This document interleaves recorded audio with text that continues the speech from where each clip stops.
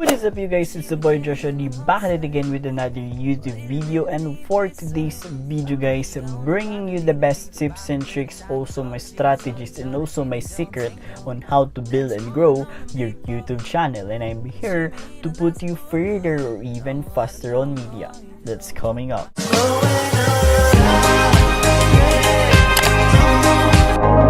If you are new here to my channel, consider subscribing.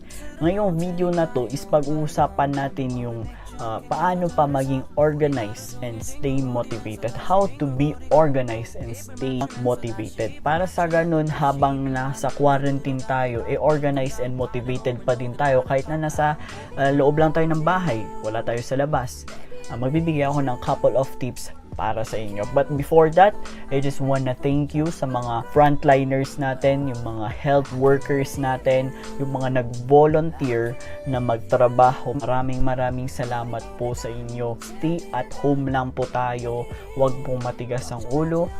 Isang tao lang per family para sa ganon hindi tayo makontaminate dun sa virus na yan. And make sure lang na always use a mask and gloves, or sabihin na natin gloves, para sa ganon habang nagmamarket ka meron kang panghawakan, and kapag tapos ka na pwede mong ilabhan. Then stay at home guys, keep safe. And dito sa video natin na to is pag-uusapan natin yung paano pa maging organized and stay motivated. Tip number 1 natin is create a routine. Itong routine na to is ito yung lagi mong ginagawa habang nasa school ka man or nandito ka man sa bahay. Itong routine na to, as example, sa school, pagkagising mo sa umaga, kumain ka, then diretso ka sa school, mag-aral ka, then mag-participate ka sa mga ginagawa niyong lessons, tapos pagkapunta mo dito sa bahay, gagawin mo yung assignment mo, ganon. Pero ngayon nasa quarantine tayo, habang nasa bahay natin is yung routine na pwede mong gawin ngayon na nasa bahay lang tayo. So example, maglilinis ka ng bahay, maglilinis ka ng mga gamit mo, alam mo yun, maglalaba ka, magtutupi ka ng mga damit na nalabhan, ganyan. Yung mga simple household chores lang para sa ganon, habang nasa quarantine, habang nasa bahay tayo, meron tayong pinagkakabalahan, meron tayong nagagawa habang naka-quarantine tayo. Number 2 natin is have a workplace. Okay, itong workplace na to mga ka-Joshanatics is pumunta ka sa workplace mo na kung saan comfortable ka. So example, sa room mo or sa living area, kung ano yung comfortable ka, kung saan ka gusto mong magtrabaho. Okay? Lalo din sa mga online business, magla-live ka or something. 'Di ba? Meron yung mga business na nagla-live sila para kausapin yung mga mentor. Meron kang workplace para sa ganon comfortable ka and motivated ka habang nakikinig ka dun sa, alam mo yun, or habang may ginagawa ka dun sa area na yun, mas lalong organized ka and motivated. Mas okay din kung yung workplace mo is maayos at malinis para sa ganon makakoncentrate ka dun sa pinagagawa mo dun sa workplace, work area mo na yun. Tip number 3 natin is get rest or take a shower. Para sa ganon habang nagle-lesson ka, habang nagbabasa ka, ganon, fresh na fresh ka para masarap yung pakiramdam mo, yung comfortable ka sa sarili mo na hindi ka naiirita, ganon, para motivated ka. Kasi pag something, meron kang, alam mo yung nararamdaman na embarrassment, yung nararamdaman ka ng frustrated ka lagi, ganon, mas okay kapag take a shower ka, then deep breathe, then relax, then after nyan, magbabasa ka na, tuloy mo na yung mga ginagawa mo, pinagkakabalahan. Tip number 4 natin is having a priority board. Okay, itong priority board na to is ito yung priorities mo sa buhay. Ito yung mga gusto mong gawin. Yung mga importanteng bagay na gusto mong i-accomplish, yung mga importante na gusto mong tapusin na ganun. Ito sa priority board na to, it's either na bumili ka, or kung mayroon kang budget dyan, bumili ka ng whiteboard, dun mo isusulat yung mga priorities mo. Then after mong nagawa yan, alam mo yun, yung i-check mo kung natapos mo na, kung na-accomplish mo na yung priorities na yun.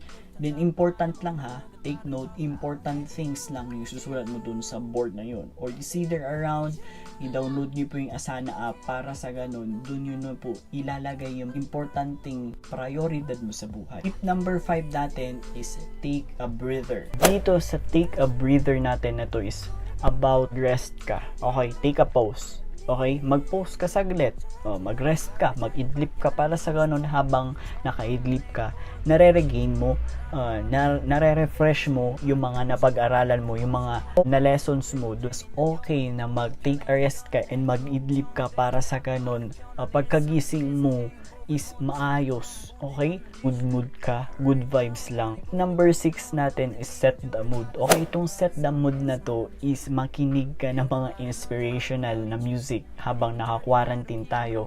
Tapos habang ginagawa mo yung mga bagay dyan sa bahay nyo, sa example, yung mga household chore, alam mo yung ginagawa mo yun, nakikinig ka ng music or something na essential oil. Kasi ako, ginagawa ko is essential oil. Pinapahid ko sa kamay ko, then inaamoy ko, then after nun, dun na ako nagtitake review. Parang ganun guys. Para sa ganun, habang nagagawa ka na ng mga yung mga list mo, ng mga content mo dito sa YouTube is talagang organized ka, motivated ka na habang ginagawa mo yun, passion ka. Tip number 7 natin is food, okay? Get some food na pwede mong kainin habang nasa workplace ka. Lalo na kapag pagising mo, take a break and mag-coffee ka muna. Alam mo yun, habang nagre-rest ka, meron kang nakakain. Make sure you have one. Kasi important ito kapag nasa quarantine days tayo. Lalo na ngayon talaga. Pero kapag nasa school days ka na, kapag nasa work ka na, syempre, diretso yung routine. Parehas pa rin yung routine. Pinaka last nating tip is end of the day routine. Mag-set ka ng oras kung kailan mo hihinto kung ano yung pinagkakabalahan mo. So, example, di ba, nagtatrabaho ka dito sa bahay, nag-ayos ka ng mga bagay-bagay, yung mga nagliligpit ka, naglalaba ka, ganun. I-set mo yung oras na mag-i-stop ka. Natapos na. So, example, tapusin ko yung gawain ko ngayon hanggang 6 p.m. Tapusin ko yung gawain ko hanggang 5 p.m., 7 p.m. Parang iset mo na yung oras kung kailan ka titigil para yung oras na natitira, i-focus mo naman sa family. I-focus mo naman kung ano yung ginagawa mo. So, example, kakain ka na with your family, ganyan. Parang bonding each other para sa ganun, yung relationship ng family mo hindi masisira. Enjoy mo lang ang pagiging vlogger at pagiging estudyante, okay, pagiging adult na kapag nasa trabaho ka na, i-enjoy mo lang yan. Take note lang na hindi sa lahat ng bagay i-enjoy mo. Make sure na mayroong pagkakataon na i-focus mo yung important things na ginagawa mo sa buhay. Para sa ganon, productive ka, organized ka, motivated ka. Sa mga sinabi kong to, sana may makatulong. Yun, nalobat na. Sa mga sinabi ko sa inyong tips na to, makatulong sa inyo habang nasa quarantine or wala mang quarantine, ganyan, makatulong pa rin sa inyo habang nasa vlogging career ka, mapastudyante ka man, makakatulong itong tip ko sa inyo. Yun lang po yung tips ko, and thank you very much for watching this video. Don't forget to click the subscribe button sa katabi ng bell to be updated whenever I upload a video every weekends. And for more videos, just click over there, the I button dyan sa taas nga, para makita mo pa yung mga videos ko na hindi mo pa napapanood. Why not check it out? Thank you very much for watching. Stay awesome and God bless. Spread love and not hate. And always remember, mga Josh and Alex, encourage one another and build each other up. See you guys on my next vlog. Bye-bye. Keep safe.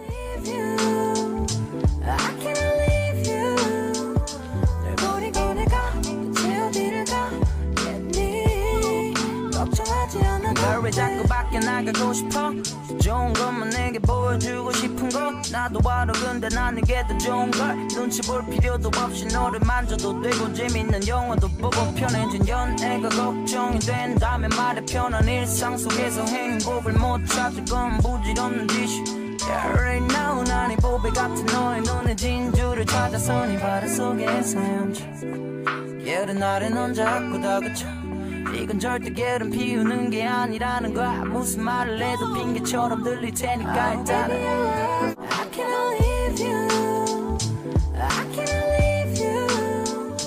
널 버리고 내가 대체 어디를 가겠니.